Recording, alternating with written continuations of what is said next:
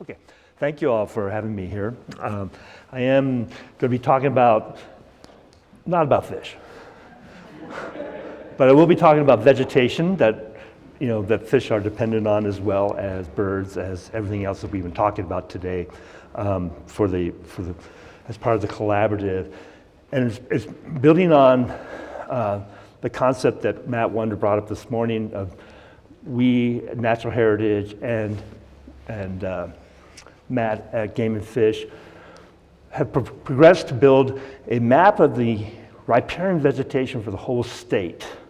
Okay, we've worked it out, and I'm going to talk about that, but I'm going to zone down into the Middle Rio Grande in a moment here. But my co-author is Elizabeth Milford, who is our riparian ecologist at Natural Heritage New Mexico. We're in the University of New Mexico and the Museum of Southwestern Biology. And Corey Gonzalez, who is our spatial analyst. Once again, Game and Fish has been a big sponsor of this, was the big sponsor of this project, but also in coordination with the U.S. Forest Service and Region 3 and Jack Tripke. And so that's a collaborative project of its own. And this is the riparian corridor that we mapped out in the first year of the project back in 2017, almost in 1917. And Jenny's been part of this process as well as our team here who's been out on the field for the last, how many years is that? 6 years, 7 years we've been going at this project. And the remote sensing part of it and the image classification part of it came from the Missouri Resource Assessment Partnership, MORAP, out of the University of Missouri. But it is a joint project. The Forest Service mapped their areas, and we mapped the rest. So it's statewide. It's comprehensive wall-to-wall inside of the floodplain of the riparian corridor. By meaning that even in the Albuquerque Reach, we set the corridor as essentially from 4th Street over to the other bluff on the west side. It crosses the whole idea. Now you might say, why do that? But in other parts of the state, you're not as constrained, are you? And there's a lot of things going on in the corridor that you might do in terms of restoration as well. There's urbanization, there's agriculture going on, but what you want to understand is what is the full framework of which you're looking at riparian in its context.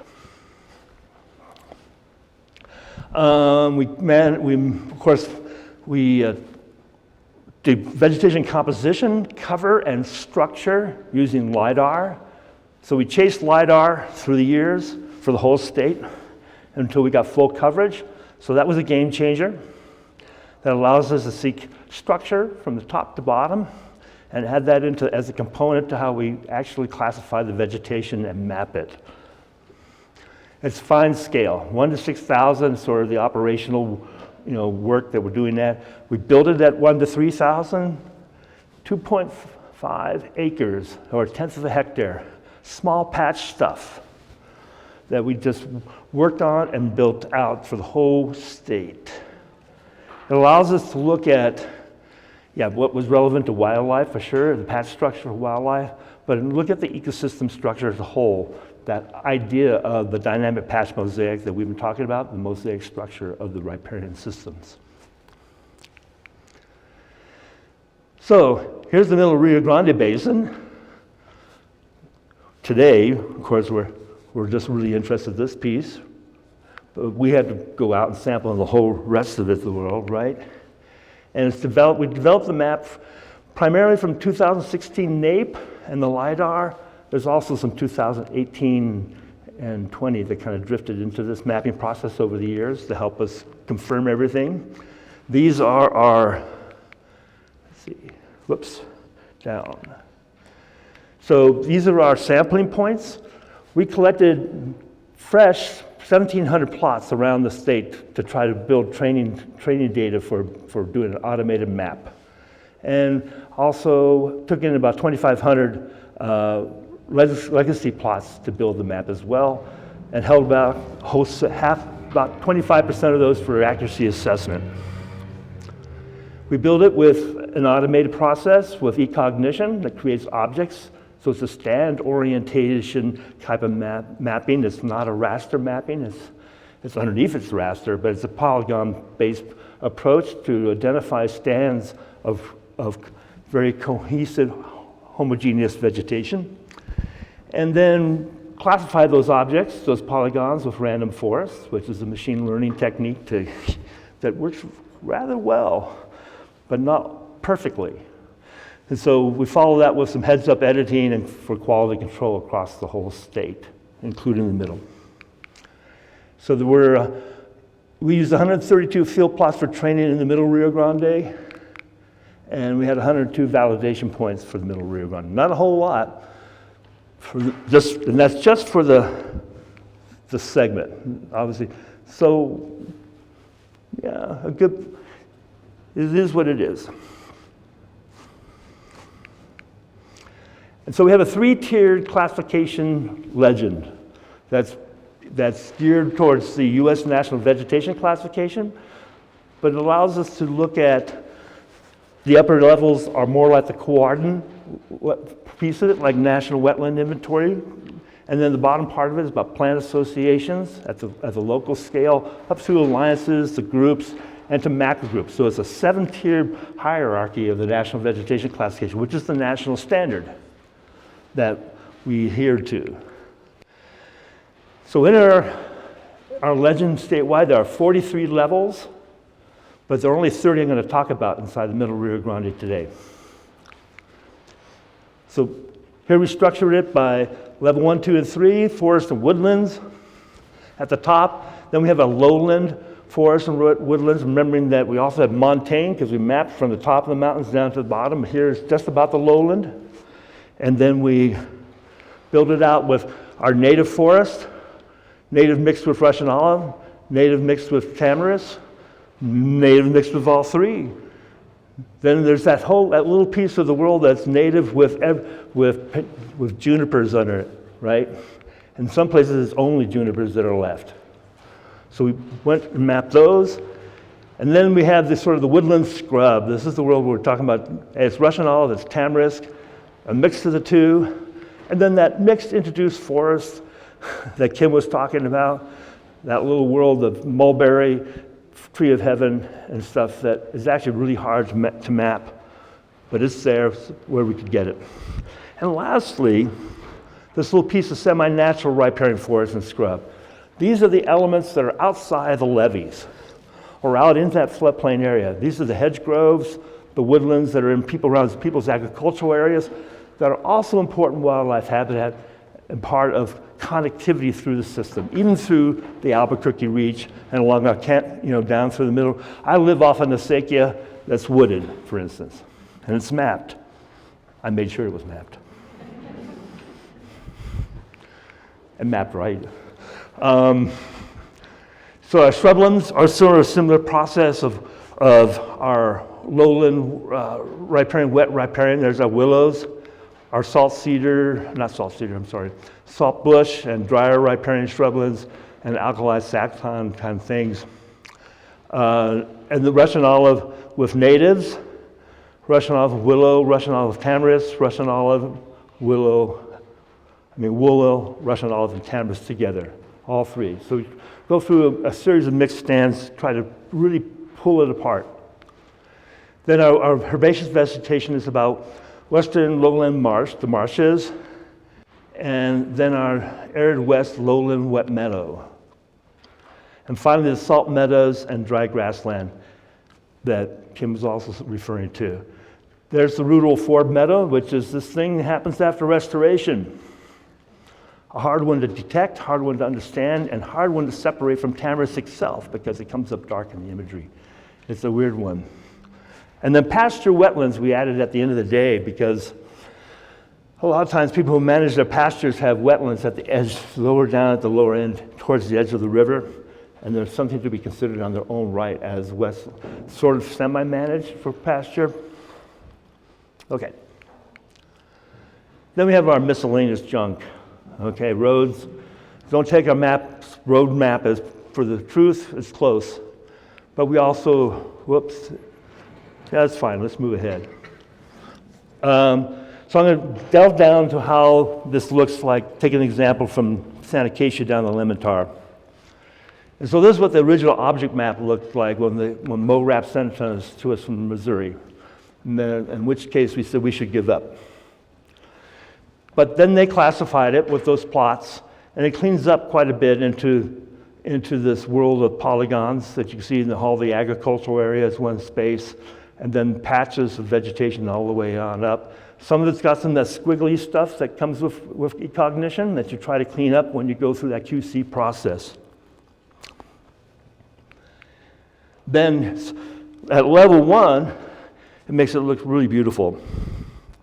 So we have our woodlands and our shrublands and our herbaceous wetlands that are in here, not too many of those.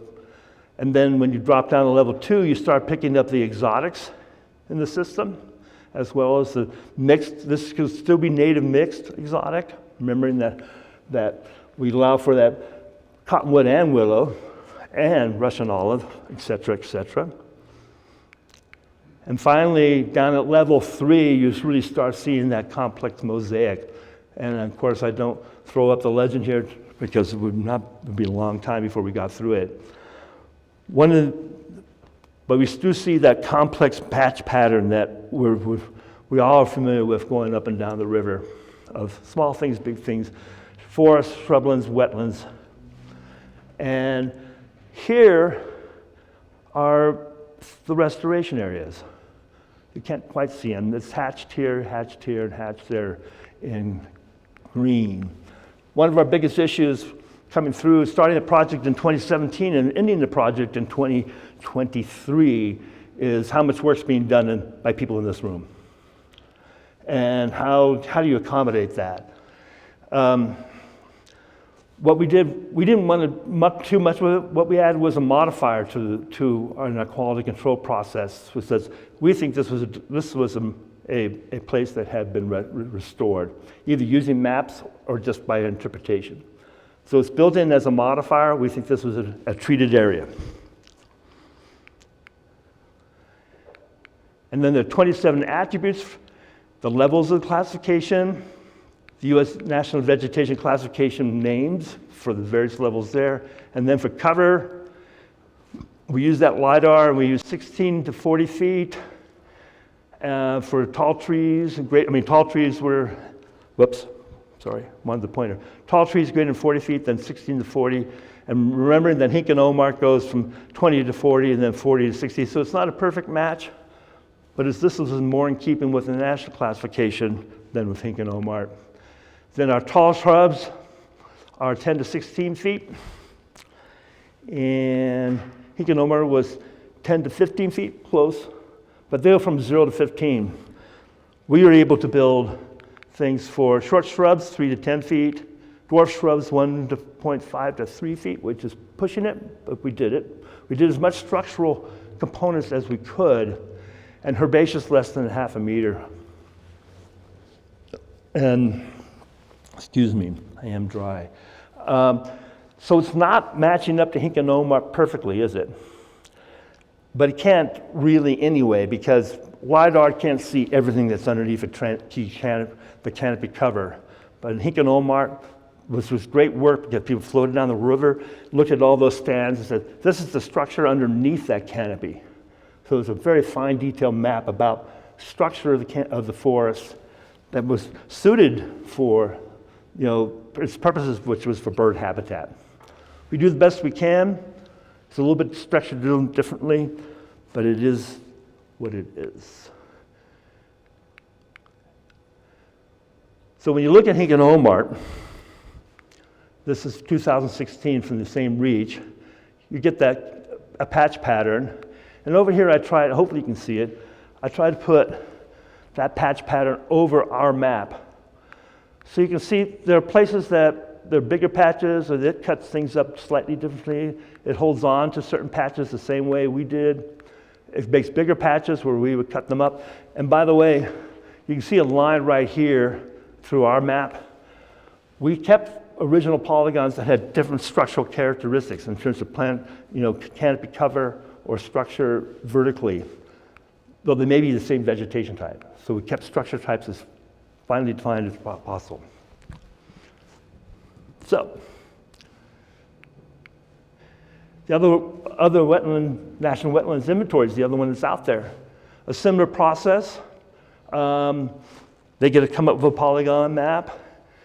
You put their polygon map on top of ours, and you see this process. You can see that there was a lot of work done inside the channel on the National Wetlands Inventory, but they captured the same kind of patch pattern. So our overall accuracy and all that. I'll come back to the question about those other maps in a second. We only had 76 polygons to actually test for the Middle Rio Grande so far. So you can't talk a lot about individual legend elements that way. But overall, it was around 82%. But with 72 polygons, I give that plus or minus 5%. And then at level 2, that's the finest scale was 82, mid-scale was 85, and then at level 1, where you could at least get the trees from the shrubs, from the herbaceous done right, was 92% accuracy. From a mapper's point of view, this is perfect, okay? The ongoing standard is if you make 80%, you're doing a good job. Across the state, I think it's going to be similar. There are different issues in different basins.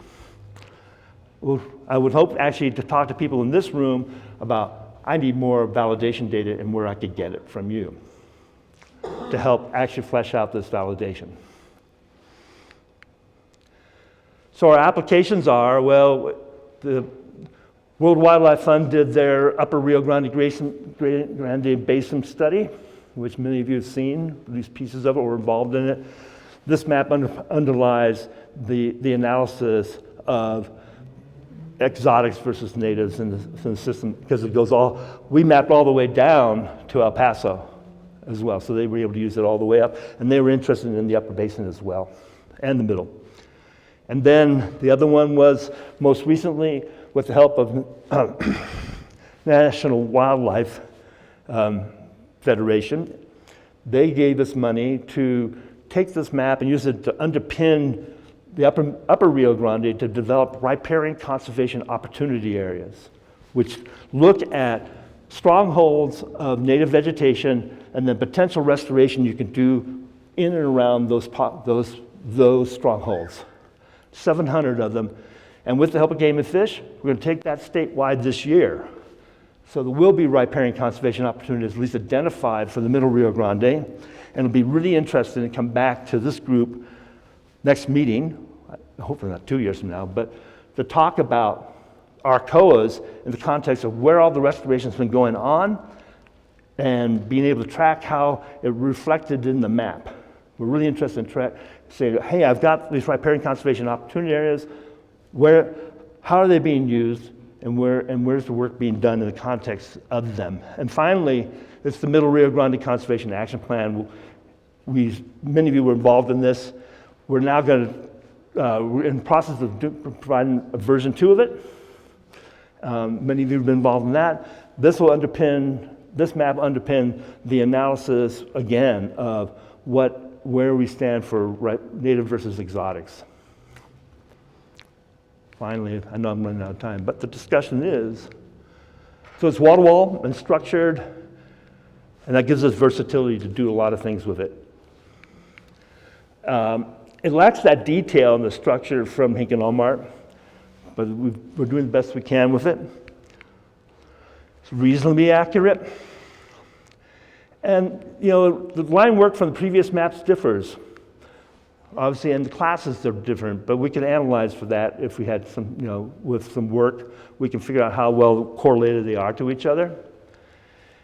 And the updates are important, how we might go about doing updates. We can take our new imagery, and because it's all in automated format, bring new imagery in, new LiDAR in, and reclassify these polygons again, and see what kind of updates we get, and quality control it as well. I think it's going to be a faster technique than Hinkenolmart, but it doesn't have some of those pieces of Hinkenolmart that are really important that you may still want to bring into play. And I think that's it. You can get the whole thing. It's ready to be, it's available as our 2.0 plus version at our website. You can get a user's guide, the legend, and you can download all the layers for the state. Thank you.